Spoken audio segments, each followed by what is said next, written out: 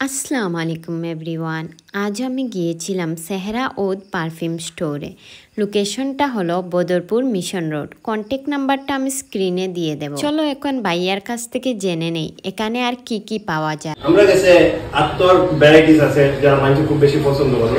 আত্তর ছাড়া আমরা কাছে পারফিউমস আছে যেটা আমরা নিজে ম্যানুফ্যাকচার করি, বা আমরা কাছে বাকুর আছে।